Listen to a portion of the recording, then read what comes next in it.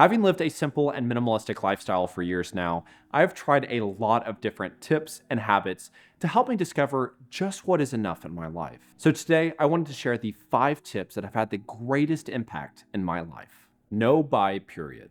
A no buy period allows yourself to have a day, a week, or even a month to go completely without spending. And the only way that you can spend money is if it's for essential purchases, like your bills, gas, groceries, and beyond the obvious benefits of saving money and bringing in less unwarranted items, is that it's had a real impact in the way in which I see the items that I've already owned.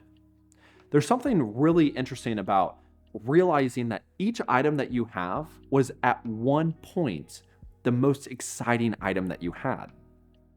Like now that I'm not buying shirts or different clothing, whenever I look at the clothes in my wardrobe, I realize, oh, I actually really like this shirt. Something that I would have never realized if I was continuously putting in a new item. I'm finding like different ways that I can use utensils in my kitchen that I would never have thought of. It allows me to be very creative because I know I can't just supplement it with something outside. I have to use what I have to my advantage. And typically, I'm finding so much more joy out of these things than I would have ever realized before. Ask for help. Share why it's sentimental. I will admit I am a very sentimental person when it comes to physical belongings. I was the kind of kid that if I had like a bracelet on and some girl like hugged me or even looked in my direction, you know for sure I'm keeping that bracelet. What that has caused me to do now, as I'm much older, is walk into my closet or walk into my home and see a lot of items that have sentimental value, but don't actually provide value to me anymore in my life. There's a huge difference between like a sentimental little bracelet because somebody looked in my direction, or like a baseball hat that my dad gave me with a great speech he had or something like that. And what I actually found allowed me to have the most impact and allowed me to get through the sentimental stuff the easiest was actually when I did my first declutter video on this channel. And I broke down some of the things that I've been keeping for way too long and why it meant something to me. And this jacket looked like one that my uncle had. So it was something that I had to get. Except the only size that they had it in was a men's small. And I probably wasn't even a kid's medium yet. So the sleeves would hang off way off my arms. And so I would always say, when I get big enough, I can't wait to be like my uncle. But now I'm a men's large, men's extra large. So the men's small doesn't even come close to fitting me, but I've carried it around for the past 5, 6 years. But it's time that it goes to someone that can actually warm their body. And it's just something that, has good attachment, but I know that it's time for me to move on from it. And what it showed me is I was reliving the experience and I was sharing it. I was like passing on the memory, and then I could get rid of the article of clothing.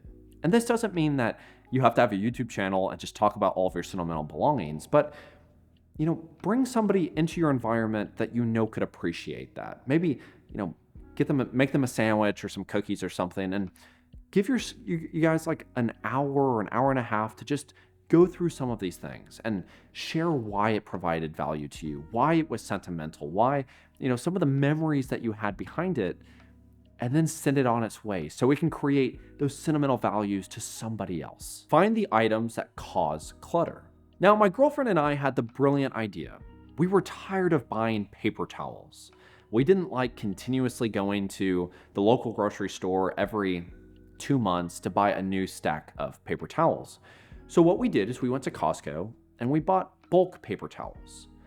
And what we didn't realize until we came home was that, well, we live in a studio apartment, 600 square feet. Costco paper towels takes up half of that.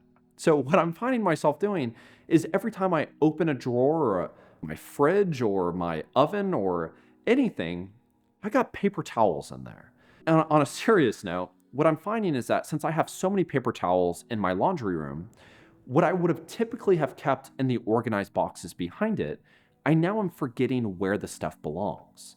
If I have tape that typically goes in a box, because I have to move so many paper towels to get into that box to see if there's tape, I'm having a higher likelihood of just going and buying new tape or throwing things in the box because it's harder to just pull it down and put it in there because I have so many paper towels. And while this story is ridiculous, there's a lot of things that we all know are kind of in an awkward position or don't really provide value in our lives or just is causing us to actually create clutter.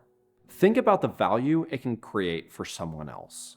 Many of you know on the channel that I no longer buy clothes with new money. I always make sure that I sell clothes that I had owned previously and use that money to buy new clothes.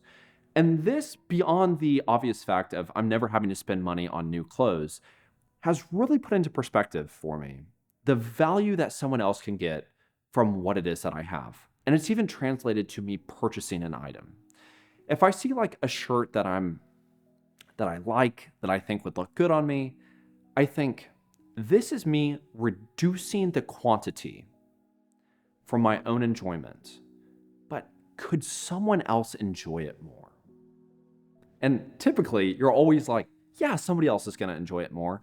So it not only decreases that likelihood that I'm going to buy something new, but it makes me almost feel like I'm giving this to someone that can provide more value than it would to me in my life. Just like when I sell my clothes. Whenever I go on Poshmark, well, my girlfriend does all of this, so I'm giving her all the credit. When she sells the stuff on Poshmark and you get to hear someone say, wow, what an affordable price, or they buy like 5 of my shirts, it just makes me feel like I'm providing value to someone. Someone just got 5 affordable shirts that no longer fit me or no longer serves purpose for me.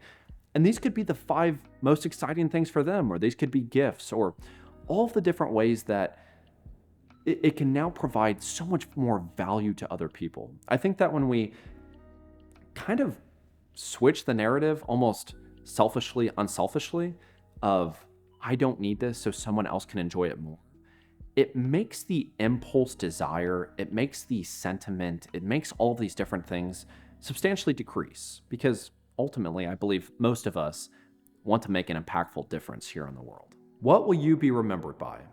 So this is a new experience. It's very much on the forefront of my life. My grandpa just recently passed away, and about a week and a half after that, I was in the hospital for having a pulmonary embolism or blood clots in my lungs. And when we look at my grandfather, he had a tremendous amount of books. He read so many different books, and he had such interesting artwork on his walls, and he traveled so much. So the knickknacks and the things that he had was very unique. And I always enjoyed seeing it whenever I was inside of his house. And when he passed away, it became apparent of what one item makes me have such an emotional remembrance of him or a good experience, all of these different things. And what another item is just an item because I don't know the emotional attachment it had to him, or I don't have an experience with it, or I don't have any of these things. It's just a physical belonging. And so, it's such an interesting dynamic to shift the way in which you look at your items as these are things that are going to be left behind. Now, whenever I got back from the hospital, I had this interesting kind of like epiphany of looking at all of my belongings being like, these are my belongings. I don't really know how to explain it, but it was like I was looking at one of the hats that I wear consistently. And I kept thinking, if I was no longer here to wear the hat, I know for sure people in my life would want it because it's very much a representation of me. There's very much a lot of things that I use so much or is so kind of silly. It's so much a part of me that for someone else, it's going to be a treasure. But there's also a lot of things that I have in my life that are just kind of for me, just kind of serve a purpose that won't benefit me as much. And when I began to kind of look at it of what are things that I could find that mean so much to me that the people outside of, my own physical self know this is valuable. This is something they want to keep. This is something that can provide value to them. And as I've kind of gotten rid of some things that, it provides value to me, but not enough that I really care about it, I don't exactly know how to describe this. It's a very interesting feeling and something that I would maybe just kind of experiment with. Go through all of your belongings and see what truly provides value to you? So to just summarize all of this up, what I believe to be the most beneficial when owning less stuff or buying less stuff or decluttering or all of these things is the relentless pursuit of what provides the most value to you. And if it doesn't provide the utmost value to you, it can provide a lot of value to someone else. It can be an affordable path for someone to achieve something that you may be taking for granted or you may not even realize can provide so much value, especially when it comes to the sentimental things. I think it's wonderful to have items that you have such an emotional attachment to and can jog your memory to such a great experience. But at some point, that memory is going to fade. At some point, you won't be around to be able to share that memory, which emphasizes the importance of sharing the memory. The physical item means nothing if someone doesn't know the story. So share the story, share why it means something to you, express why you enjoy this so much, and then see, does that item really mean anything? Or did I just want to share the story? Did I just want to live in that with that again? I hope that this provides some value to you. I know that last one I wasn't able to really put concrete evidence behind. Maybe you guys can expand on that. It's a very new experience for me. So thank you guys so much for your time as always. I hope that you enjoyed. Have a wonderful day. Thank you. Bye-bye. How are we gonna clean up all this mess? It's easy. Just tear this wallpaper off.